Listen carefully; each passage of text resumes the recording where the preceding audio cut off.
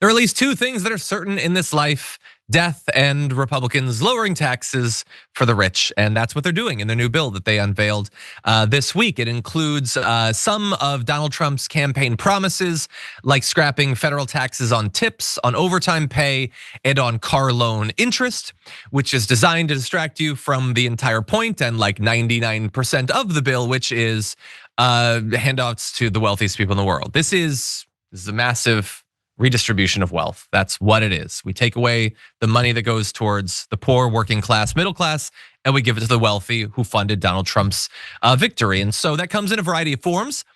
The bill would triple the current cap on state and local taxes from $10,000 to $30,000 per year, limited to people who are making $400,000 or less. It includes a Trump demand for a debt limit hike. That's $4 trillion extra for the guy who said that he would almost immediately get rid of the national debt in his first term. He's now going to jack it up even more, trillions and trillions more.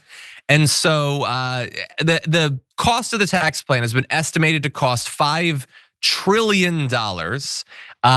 It includes what Jordan had been talking about earlier in the show, the MAGA savings accounts for kids under 18. And let's see, so let's give you more details to what Jordan was discussing. The money in each US child's account can accumulate interest and value by investing in equities, while friends, family, and employers are free to contribute up to $5,000 annually. By the time account holders are adults, they would hold on to their tens of thousands of dollars in gains to use on education, start a business, or buy a home, which is great if you're surrounded by a network of people that can give you thousands of dollars every year. But since you're likely to be surrounded by people who have even less money than they did before, thanks to the 1-2 punch of the cuts to social spending and the decimation of our economy thanks to Donald Trump, your value you draw from this is really gonna depend on what sort of situation you were born into.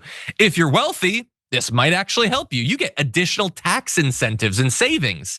If you're poor, who the hell is gonna be putting money into this?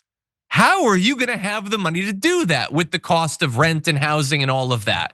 And so this entire thing is depressingly like we knew it was gonna be, Jordan.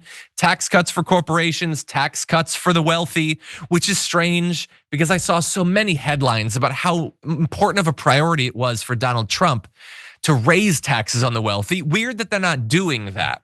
What do you think? Yeah, he toyed around with the idea a few weeks ago.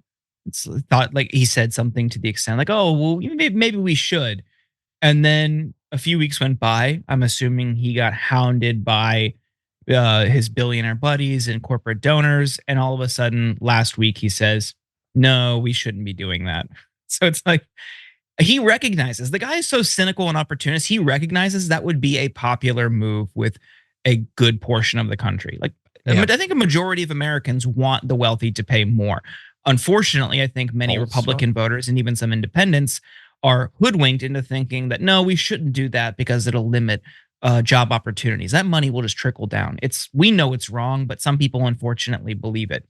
But still, I think there's a good portion of the country that he could have curried favor with, including I think many Democrats and again independents.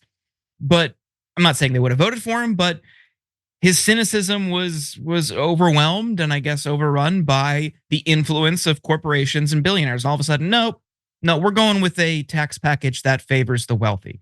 Yeah. So we're all going to be screwed. And like you point out, it's going to increase the deficit, this thing that they allegedly care about, except when they're in power. Yeah, 100%. And the one thing he's doing that they're gonna run ads on is the no tax on tips. And let me just remind everyone, we did a million clips about this. As a person who lived on tips for literally years, this is the biggest bait and switch ever. Many of the people who live on tips are not going to be able to generate much benefit from this because of the level of the taxes that they pay. They're not high enough income to actually benefit from this significantly. But guarantee, we're gonna be doing a video in a year, 2 years. ProPublica is gonna be doing, Public Citizen gonna be doing a great deep dive into how hedge fund managers and investment bankers are gonna be saving hundreds of thousands, if not millions with this. Meanwhile, the waiter at the diner is gonna get $100 at best. So just prepare for that as well.